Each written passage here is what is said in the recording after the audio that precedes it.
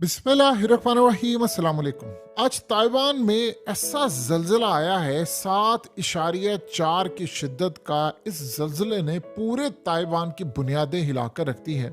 Taiwan एक तरक्की याफ्ता मुल्क है और हालत ये हो चुकी है कि इंटरनेट से लेकर बिजली का निज़ाम तमाम चीज़ें धर्म भरम हो गया। और इतनी यानी आप ये सोच लें उनका इंफ्रास्ट्रक्चर इतना ज़्यादा मजबूत है, इतना ज़्यादा मजबूत है कि ये जल्जला अगर पाकिस्तान या किसी और मुल्क में आया होता तो अमारतें क्या, यहाँ पर तो लोग मर चुके होते बड़ी तादाद में और सब कुछ जमीन बोस हो चुका था। इसके अलावा सूरत हाल ये है कि चाइना की तरक्की आसमान पर है, लेकिन इस तमाम चीज़ों के बावजूद, तमाम तर चीज़ों के बावजूद सब कुछ तबाह बर्बाद हुआ। अब सबसे बड़ा यहाँ सवाल ये पैदा होता है कि ये टाइमिंग इस जल्जले की बड़ी अहम है और इस टाइमिंग के पीछे क्या किसी टेक्नोलॉजी का हाथ है इस जल्जले के हवाले से।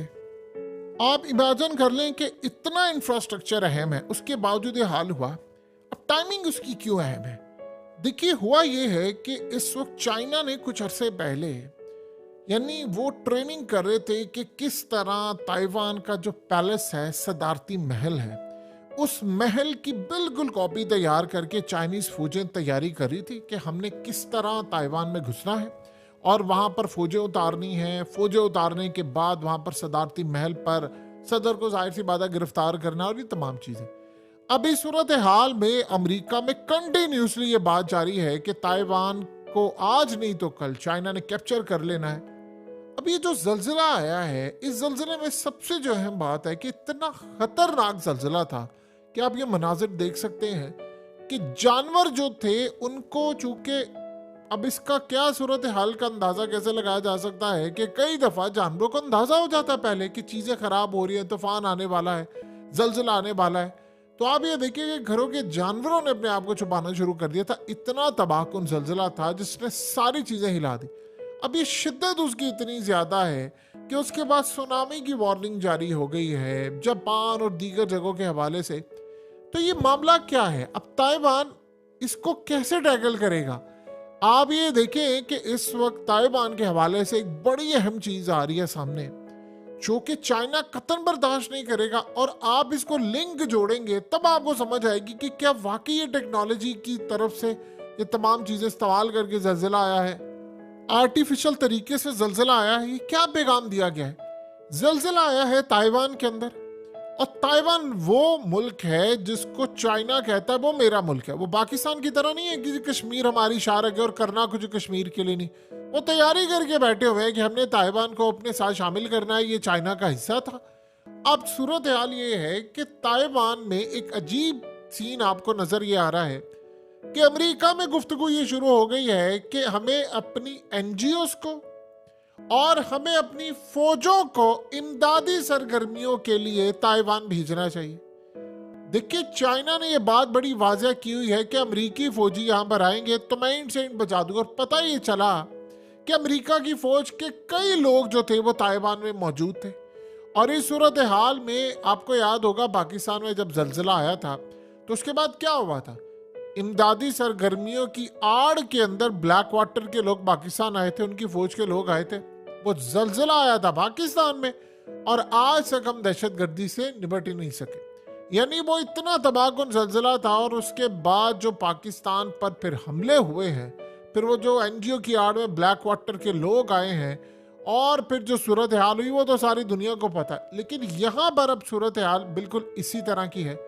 अब वो कह रहे हैं कि जी एनजीओज आए। देखिए, एनजीओज को आप रोक नहीं सकते। अब एनजीओज की आड़ के अंदर बहुत बड़ी तादाद में अगर जासूस आ जाते हैं जो कि असल में ताइवान को नुकसान पहुंचाने के लिए नहीं आए, वो ताइवान की जो गवर्नमेंट है वो असल में अमेरिका की इत्तेहादी है। और वो जो इस दफा प्रेसिडेंट है उनका, वो तो खुल्लम खुल्ला कह रहा है कि मैंने अमेरिका से असला लेना है, अमेरिका से चीजें लेनी है। अब जितनी वहां पर तबाही या चीजें हुई हैं उसका इंफ्रास्ट्रक्चर बेहतर करने, इंटरनेट का निज़ाम बेहतर करने, चीज़ें बेहतर करने, अब वहाँ पर यह मामला शुरू हो गया कि जी अमेरिका की फौजों को इमदादी सरगर्मियों के लिए भेजना पड़ेगा और साथ साथ उनकी एनजीओज बड़ी तादाद के अंदर आएंगी जो ताइवान में मदद करेंगी। और यहाँ से नहीं, पूरी दुनिया से, कि जी वहाँ पर आकर इमदादी सरगर्मियाँ फैलाना। देखिए, एक तो आप चीज़ इनमें रखिएगा, तुर्की में जो जल्जले की शिद्दत थी वो इसके लगभग या उससे कम हो, लेकिन नुकसान यहाँ पर ताइवान में कम है उसके मुकाबले में। उसकी मेन वजह क्या है? तुर्की का सीन ये है कि तुर्की में बिल्डिंग्स बड़ी पुरानी थी और वहां पर उसके बाद ये कार्रवाई और ये चीजें हुई, लेकिन यहाँ जो सूरत हाल पैदा हुई है वो तो बड़ी अजीबोगरीब है। यहाँ पर चीजें मैनेज है, उसके बावजूद ये गुफ्तगू हो रही है। अब ताइवान के हवाले से चाइना बड़ा वाजिया कर चुका है कि अगर जरूरत पड़ेगी तो हम खुद जाएंगे फौजें लेकर, किसी मुल्क को इजाजत नहीं देंगे कि आप यहाँ पर फौजें लेकर आए, एनजीओ लेकर आए, फलाना जो भी है। अगर एनजीओ की जरूरत है, सब कुछ है, तो हम आने नहीं देंगे। तो उन्होंने कहा दिया अगर कोई आएगा तो फिर हम इसको निबड़ लेंगे।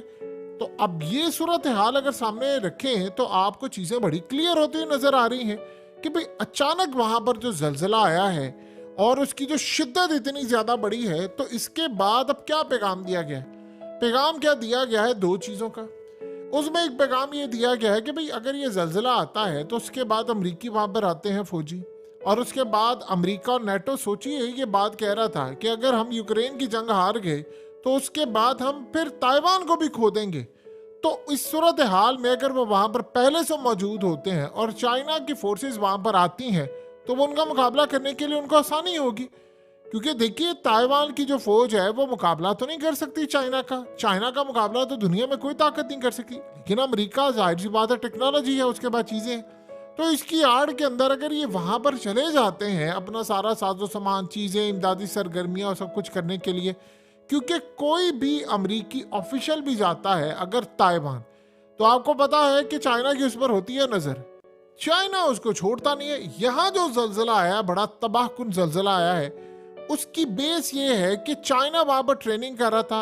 अब अगर ये सूरत हाल पैदा होती है और अमेरिकी वहां पर चले जाते हैं, अभी तक तो चाइना ने प्लान किया कि उन्होंने वहां पर जाने नहीं देना उनकी फौज को, क्योंकि अगर वो वहां पर फौज जाने के लिए तैयार होंगे तो वो फिर चाइना क्लियरली कहेगा कि भाई हम हमले के लिए तैयार। अब सवाल यहाँ पर ये पैदा होता है कि अगर ऐसे सिनेरियो में जब ये कह रहे हैं कि आज नहीं तो कल नहीं तो परसों चाइना किसी भी वक्त हमला करेगा, वैसे तो चाइना ने डेट दी हुई है कि जी 2027 तक वो ये कर लेंगे, लेकिन उससे पहले चाइना कभी भी सही बात नहीं करता, वो हमेशा बताता कुछ और करता कुछ है। अब अगर ये सूरत हाल है कि वो वाकई उन्होंने प्लान किया हुआ था कि उन्होंने वहां पर जाकर कब्जा करना है, उन्होंने इलाका वापस लेना है, क्योंकि जो इस वक्त रूस के साथ हो रहा है उनको ये इस बात का अंदाजा हो गया है कि जितना मैं डिले करता जाऊंगा, जितना चाइना को अंदाजा है कि मैं डिले करता जाऊंगा, उतना ये लोग मजबूत होते जाएंगे। आप ये सोचें कि चाइना ने यहां तक तैयारी कर ली है कि जब मैंने कब्जा करना है तो मेरी फोर्सेस वहां पर उतरेंगी, जब फोर्सेस उतरेंगी तो हम सारे का सारा बिजली से लेकर कम्युनिकेशन सिस्टम सारा जैम करेंगे। अब यहाँ पर किस टेक्नोलॉजी की मदद से क्या जलजिला वाकई बर्पा किया गया है या ये नेचुरल तरीके से आया है? देखिए आज तक जितने भी जलजिले आए हैं उनके बारे में ऑफिशियली कभी नहीं बताया। ममालिक एक दूसरे पर इल्जाम लगाते हैं, एनजीओज लगाती हैं, ये सारी सूरत हाल होती है, लेकिन ऐसा मामला नहीं होता कि टाइमिंग ये है कि जब चाइना वहां पर ट्रेनिंग कर रहा है अपने फौजियों के साथ और उस ट्रेनिंग की आड़ के अंदर अचानक से वो बिल्कुल उसी पैलेस का नक्शा बनाया हुआ है जो कि प्रेसिडेंट हाउस है ताइवान का, वहां पर उन्होंने अपनी फौजें उतारनी है, तो उसके मामला सामने आने के फौरी बाद यहाँ पर अचानक जलजिला। देखिए जलजिला जब आता है तो ये काम सारे ऑपरेशन डिले हो जाते हैं, ये ज़हन में आप रखिएगा।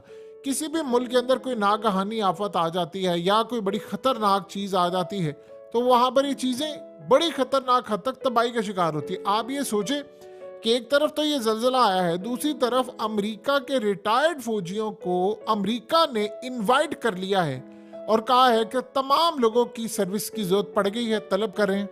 अगर आप गौर करें तो अमेरिका में क्या कोई जंग का माहौल है? अमेरिका में कोई इस वक्त हालात है क्या वो जंग में कूदा हुआ है? जाहिर तो अमेरिका नहीं है, लेकिन फिर किस मकसद के लिए आप रिटायर्ड फौजियों को, रिजर्व फौजियों को बुला रहे हैं? देखिए तभी होता है कि या तो एक बड़ी खतरनाक जंग छिड़ चुकी हो या कोई बड़ी खतरनाक जंग छिड़ने वाली हो कि आप अपने मुल्क का एक बेशतर हिस्सा रिटायर्ड फौजियों के हवाले करके उनको एक्टिव करते हैं और अपने फौजियों को फिर आप किसी मुल्क के अंदर भेजना होता है या आप किसी मिशन पर भेजते हैं जो हजारों लाखों की तादाद में हो सकता है। अगर ये सवाल पैदा होता है तो फिर आज अगर आप डॉट्स को कनेक्ट करें तो आपको सारी रियलिटी चीजें समझना बहुत ज्यादा आसान हो जाएंगी कि जो हालात इस वक्त पैदा हो रहे हैं ये कोई मामूली हालात नहीं है, ये बड़े गैर मामूली हालात हैं और ये क्लियर इंडिकेट कर रहा है कि आसानी के साथ ये टेक्नोलॉजी जल्जला जिस तरह बरपा हुआ है, आप अंदाजा करें कि इतना खौफनाक था, इतना खौफनाक था। ऐसे मनाजिर जो आज से पहले, वैसे ताइवान जिस जगह पर है वहां पर आप ये समझे फॉल्ट लाइंस ही हैं, यानी हर जगह पर जल्जले के आसार है और चीजें हैं, वो एक ऐसी जगह पर वाक़या है। लेकिन जिस तरह टेक्नोलॉजी आज के दौर में एडवांस हुई पड़ी है, जिस तरह अमेरिका के अंदर हालिया, देखिए अब इसको क्या कह सकते हैं, इसको क्या ये अमेरिका की तरफ से किया गया है, ये एक सबसे बड़ा सवाल है। क्योंकि हालिया अमेरिका के ऊपर जो साइबर हमले हुए हैं वो बड़े खतरनाक थे। उसमें अमेरिका की, अब ये कहा जा रहा था कि जी बिजली का निज़ाम धर्म भरम हो जाएगा। अमेरिका में ये भी कहा जा रहा है कि निज़ाम के साथ साथ उनके मोबाइल सिग्नल चले जाएंगे, जो हालिया चले भी गए थे, पानी चला जाएगा और बहुत सारी चीज़ें हैं। तो अब आप सोचें कि बज़ाहिर आपको ये चीज़ें नज़र आती हैं कि भाई नेचुरल है, कोई फॉल्ट आ गया है, लेकिन अगर आप पीछे देखते हैं तो वो टेक्नोलॉजी का सार होते हैं। अब ये जो जल्जला है इसकी आड़ के अंदर मकासद क्या हासिल किए जा रहे हैं। अगर वाकई अमेरिका की फौजें यहाँ पर आ जाती हैं और इमदाद के नाम पर आती हैं, तो फिर इस सूरत हाल में याद रखिएगा कि मामला बड़े क्लियर हो जाएंगे कि वाकई ही इस टेक्नोलॉजी का इस्तेमाल करके चाइना को टक्कर दी गई है कि अगर आप जिस इलाके पर कब्जा करना चाहते हैं उसको हम पूरी तरह तबाह कर सकते हैं। यानी वो ऐसी तबाही का शिकार हो सकता है कि वो पूरे का पूरा मुल्क ही इस काबिल नहीं रहेगा कि आप उसको, देखिए चाइना कभी भी नहीं चाहेगा, ये जो बहुत सारे लोग ये सोचे कि चाइना ने खुद किया, चाइना कभी भी नहीं चाहेगा कि ऐसे मामलात में वो ताइवान को तबाह करे। क्योंकि अगर कोई भी इलाका आपने फतह करना होता है तो आप उसको तबाह नहीं करते, आपको पता होता है कि बाद में आपने ही उसको रिस्टोर करना है, रिकंस्ट्रक्ट करना है, आपने उसको बनाना है, आप ही ने उसको आगे लेकर चलना है। तो आप कभी जिंदगी में अपनी ही चीज को तबाह नहीं करते, अपनी ही चीज को बर्बाद नहीं करते जब आपका प्लान हो कि आपने यहां पर आना है। अब अमेरिका की सूरत हाल ये है कि अमेरिका फौरी तौर पर ताइवान में अपना डेलीगेशन भेजना चाह रहा है इसकी आड़ के अंदर, जो कि चाइना को गवारा नहीं। अब सोचिए अगर चाइना इस मामले पर, इस मौके पर कहता है कि जी मैं किसी डेलीगेशन को नहीं आने दूंगा, तो दुनिया के अंदर पैगाम क्या जाएगा कि वो जल्जले से मुतासिर हुए हैं, वहां पर तबाही ने बिल्डिंग्स तबाह कर दी है, हर चीज तबाह कर दी है।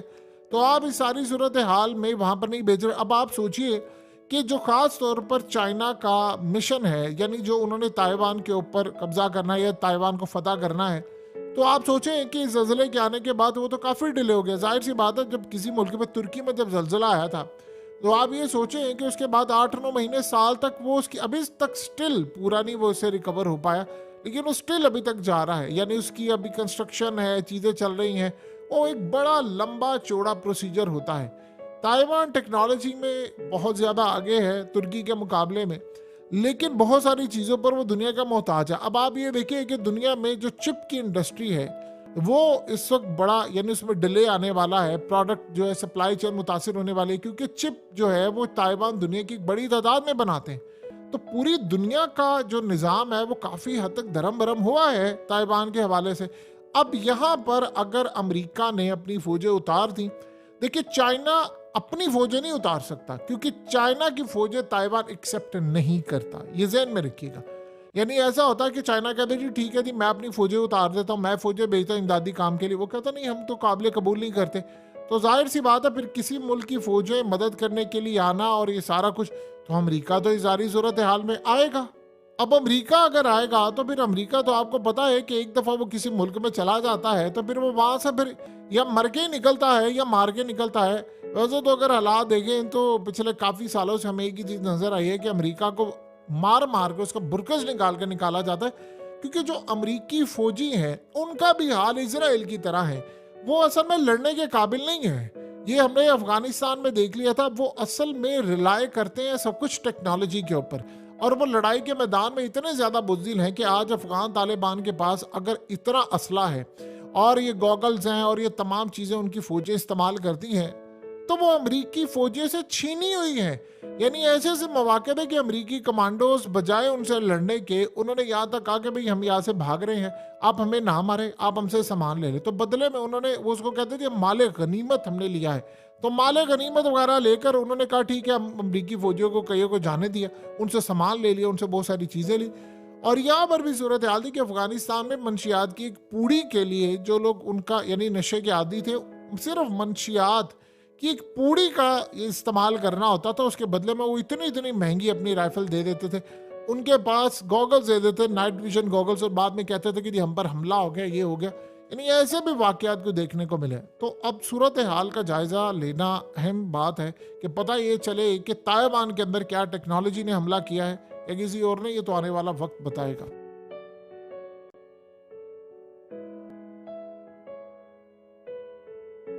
हकीकत टीवी को सब्सक्राइब करना मत भूलें, वीडियो को लाइक करें, शेयर करें और कमेंट सेक्शन में अपनी राय का इजहार जरूर करें।